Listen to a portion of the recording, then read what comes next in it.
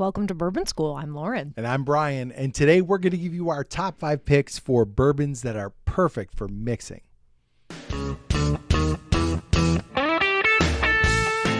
Okay, so Brian, an important distinction in any bourbon drinker's career is a mixer versus a sipper. Yes. So I would say the biggest difference is going to be in price. Yes. And in taste. Yes. Now, and actually, you don't have to sacrifice a lot of taste because there are so many good mixer bottles out there. But I guess so the biggest thing for me is price. Yeah. Because you can find some really nice, cheap bottles that are not going to break the bank, that are going to be awesome to mix with some Diet Coke like I like to do, or any other old-fashioned, Manhattan, whatever you got to do. Sure. Diet Coke. Oh, my God.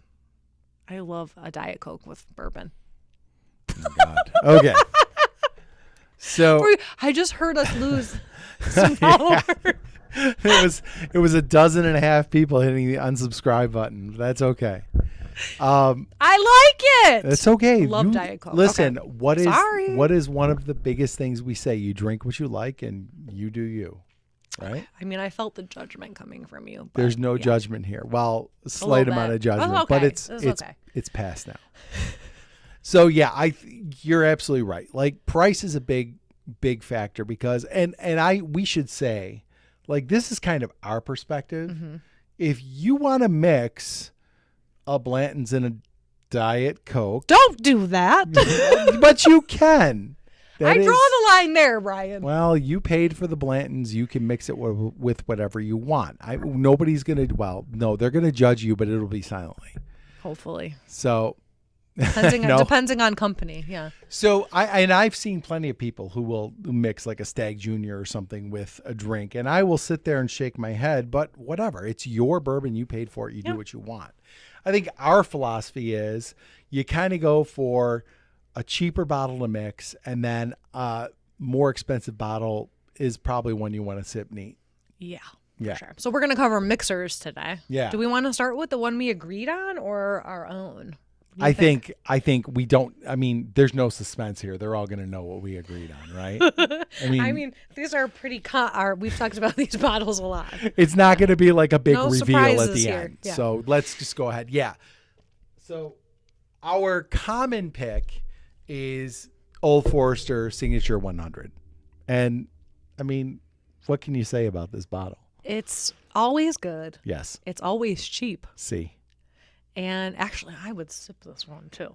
But don't tell anybody that. No. Because we're only doing mixers. Right. But that's the thing. It's so good that you don't feel bad sipping it. I guess you would never feel bad, but it's not like it's not good enough to just sip neat. It is a delicious bottle.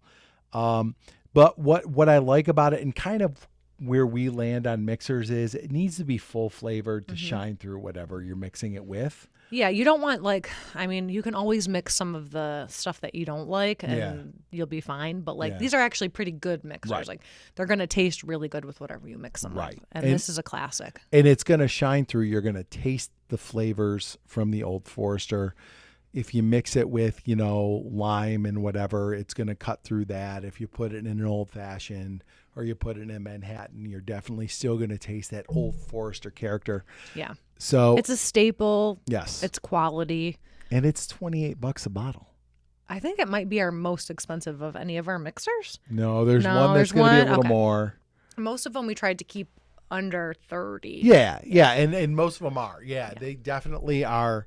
These are definitely value picks, which is what you want in a mixer. You want a decent amount of proof and flavor for a decent price. Exactly. And Old Forester fits that bill for sure. It hits all the check marks. Absolutely. So that's our common pick. And then we each picked a couple that I don't know that we disagree on, but they were kind of the ones that we really favored as our picks. So Lauren, why don't you go ahead and give them one of your picks?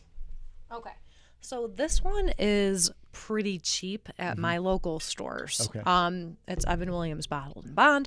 I think I paid I want to say it was like $19 last time I was at the liquor store. So this one's really what I like about it is that it's strong enough. Yeah. So the flavor holds up when you mix it. Yep. And it's just so inexpensive for the quality. I know a lot of our in our Facebook group Evan Williams Bottled and Bond has come up a bunch of times for when people have kicked it because it's that good. And I mean, I again think you could sip this one too. But definitely, it's a great mixer because of the price and the flavor. So that's my first one. And I think Anything definitely, to say about it's like fantastic. Yeah, I like it. It's my favorite Evan Williams bottle. We've had the Black Label, which we didn't like. Yeah, so no, much. some of the classic, like the standard Evan Williams, is not as good. This is to me, their best product. The 1783 was okay. The single barrel I didn't really like. This is probably my favorite Evan Williams bottle. And this actually won our 100 and 101 blind when we did the bourbon ladder. And you can buy it anywhere. Yeah, it's everywhere. A great bottle. And you would not go wrong with this. This would be good for an intro to bourbon. It's a great mixer. And you are right. You can sip this on its own as well. It's a great bottle. All right, Brian, what you got? I have Wild Turkey 101. That doesn't surprise me. No, we're Wild Turkey fans. Now look, I don't like this as much as I would like a bottle of Russell's or, even a rare breed, but how much is this one? This one, I think these are like $23.99 where I am. It's not bad. So yeah, it's not bad at all. Obviously it's 101 proof. Wild Turkey 101 is a classic. Like there is no shelf anywhere of any bourbon drinker that shouldn't have a bottle of 101 on it. Or any liquor store most of them are going to carry. You're going to find this easily. And it is another one that if you mix it, it's going to shine through. You're still going to get that the character and flavor of the bourbon with whatever you mix it with.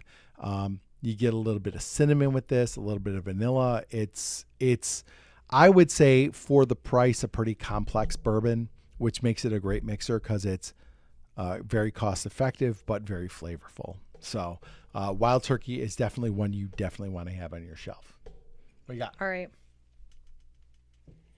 My last pick is Old Grandad Bonded. What? It's 100 proof. Shocker. I love Old Grandad. I love the 114. I mean, I love all the products, but this one's really good. It has that classic flavor, the peanut flavor that I love.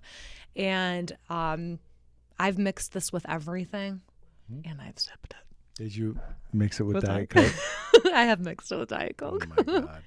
If you're doing your cocktail and you just do a splash of Diet, I want you to try it. Will you please? No.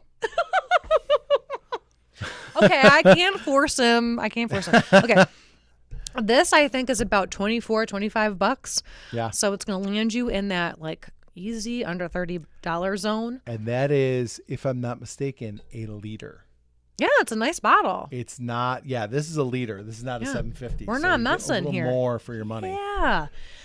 Old Grandad just provides to me really good quality, cheap bourbon. Yep. And the flavor is great. So I think you can mix that with anything. I agree 100%. It is definitely, we kind of debated about this or Old Tub. Yeah. Old Tub. I love Old Tub. Yeah. Oh, yeah. But this is a little spicier. Yeah. It's a little heavy. I think it will stand up a little bit better in your cocktail. Yes. 100%. So that's why I picked it over Old And Tub. I think it has the peanut flavor, but it's not as strong as Old Tub, which I feel like Old Tub would overtake it with that peanut. Yeah. Old Tub is just a little more balanced. Yeah, it is. It's gonna, whatever you mix it with, you're gonna taste the Old Grandad a little bit better than Old Tub, but and it's gonna taste better. But I still love Old Tub. Yeah, oh yeah, absolutely. But this is a good one. All right. Okay, final bottle. What you got? And if you watch this channel, you know this. Knob Creek. And this is the most expensive one on the list. Well, that's because we have the giant one here. Well, yeah, we did get the the standard bottle is much cheaper. Lauren is not the greatest bourbon shopper.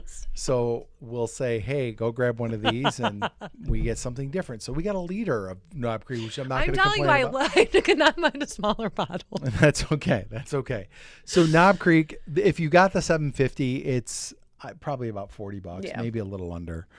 I think that was like 60. Okay. So yeah, it's a little more, but it's a regular size bottle is more affordable. Yeah. If you got a human sized bottle, it would be in line with these. It would be the most expensive of these ones, but it's still kind of in line. I think it's about $40 around us.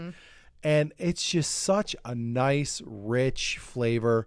You're getting some age because it's 9 years old. This is probably, I would say,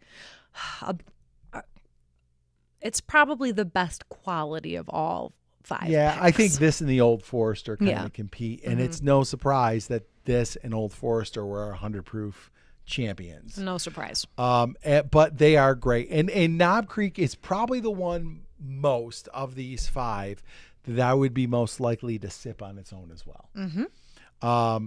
But it's 100 proof. It's 9 years old. It's the only one, I think, obviously besides the bottled in bond, it's the only one that's age stated on this list. Okay, so this one we also used in our paper plane cocktail. Right. And if you're not watching our cocktail videos, they're very hot right now. Yeah, you're in a very large majority. But we'll put the link here if you want to check it out, because I love that cocktail. I thought it was great. And we're going to still make them, guys. Still making cocktail videos. Absolutely. But yeah, Knob Creek's a great one. So I think all of these are reasonable, easy to find, and make great mixers and kind of fit into what we are looking for. A higher proof, a lower price, and a little more flavor that's going to shine through. And I would say if you picked 3 of the 5 to just keep on your shelf as a regular in the mix, or rotate them for mixing, you're all set. Yeah, I agree 100%. These are standards you should have on your shelf for sure. Yeah. All right, so if you like this video, please like, subscribe, share, and hit the bell for notifications, so you never miss another episode of Bourbon School. And let us know what you think your favorite mixer is, and maybe it's something we haven't tried before. Yeah, hit up our Facebook community, join in the conversation, and let us know which of these are your staples. All right. Cheers, Lauren, Brian. Cheers. I don't have a thing, but cheers. Clink.